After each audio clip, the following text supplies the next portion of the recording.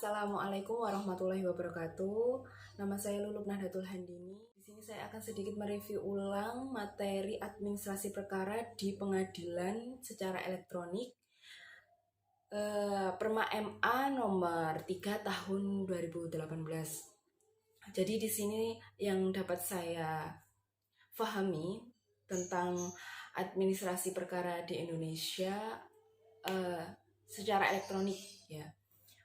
Dimana generasi sekarang 4.0 yang mana harus dituntut untuk bisa dan memahami IT.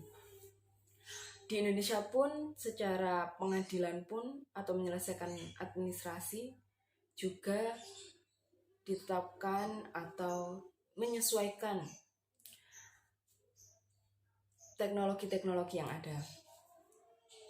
Nah, dalam Perma MA nomor 3 tahun 2018 mencakup 4 ruang lingkup, yakni yang pertama e-filing. E-filing ini mendaftarkan perkara secara online, di mana seorang advokat harus mendaftar dulu di link online yang sudah disediakan oleh pengadilan setempat. Jadi advokat mendaftarkan perkaranya secara online. Terus kemudian yang kedua e-payment, yakni membayar perkara juga secara online, dimana bisa melakukan transfer atau membayarnya di teller bank atau ATM. Ketiga yakni dokumen persidangan juga secara online, jadi bisa disebut dengan e-course, dimana e-course ini memuat dokumen-dokumen penting seputar pengadilan atau seputar perkara yang akan diajukan di pengadilan. Kemudian yang keempat ini bisa disebut dengan e-summon. E-summon ini perkara yang sudah didaftarkan secara online nantinya akan dipanggil lagi oleh pengadilan juga secara online. Jadi e-summon ini adalah tahap terakhir, bukan tahap terakhir sih sebenarnya, tahap yang dimana pemanggilan pihak itu juga secara online. Karena tadi didaftarkannya secara online, jadi pemanggilan pihaknya juga secara online. Dari empat ruang lingkup ini bisa difahami bahwasanya pendaftaran administrasi perkara atau penyelesaian administrasi perkara di pengadilan ini juga bisa dipilih atau dipilih pihak-pihak untuk bisa menyelesaikannya secara online. Kemudian kendala-kendala atau hambatan-hambatan yang terjadi jika dilakukan secara online, yakni terutama di pengumpulan dokumen secara elektronik atau secara online ini.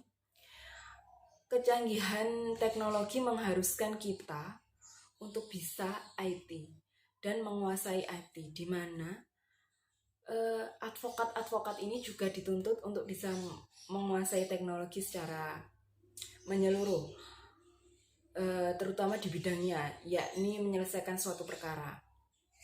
Nah, advokat yang harus dilalui oleh advokat adalah advokat harus mendaftarkan diri atau mendaftarkan perkaranya, dan di situ nanti jika sudah terdaftar akan mudah untuk melalui tahap-tahap selanjutnya. Kemudian yang kedua yakni litigasi. Jadi litigasi ini sambungan dari e-court. Jadi e-court ini kan merecord suatu dokumen secara elektronik, kemudian diteruskan melalui jalur litigasi. Nah, kalau yang dipilih itu secara elektronik, jadi litigasinya juga melalui jalur secara elektronik, di mana litigasi ini suatu proses yang dimulai dari pendaftaran perkara, kemudian pendaftaran perkara ini dilakukan secara elektronik hingga persidangan. Jadi alurnya dari pendaftaran hingga persidangan putusan, di mana terdapat dalam pasal 1 nomor 7 atau angka 7 Peraturan MA nomor 1 tahun 2019. Nah, perbedaan dari ECOT atau litigasi ini sebenarnya berbeda hanya dalam penanganan prosesnya saja. Kalau secara elektronik, proses ECOT ini hanya sampai pada perkara administrasinya saja. Nah, sedangkan yang litigasi ini prosesnya hingga akhir putusan, di mana dari awal mendaftar hingga akhir putusan pengadilan yang sudah ditentukan. Nah, jadi ECOT sama litigasi ini hanya dibedakan secara prosesnya saja. Untuk pemanggilan dan lain-lain itu disesuaikan dengan pihak yang ingin menempuh jalur elektronik atau jalur manual. Nah, dari 4 ruang lingkup Peraturan Mahkamah Agung nomor 3 tahun 2018 mencakup 4 tadi. Yang paling dilakukan oleh yang harus dilakukan oleh advokat, di mana harus mendaftarkan suatu perkaranya dulu, kemudian membayar suatu biaya perkara, pihaknya harus membayar suatu perkara, kemudian meng-up atau mendaftarkan dokumen-dokumen yang memperkuat perkara tersebut akan diajukan di pengadilan dan dipanggil kembali sesuai online.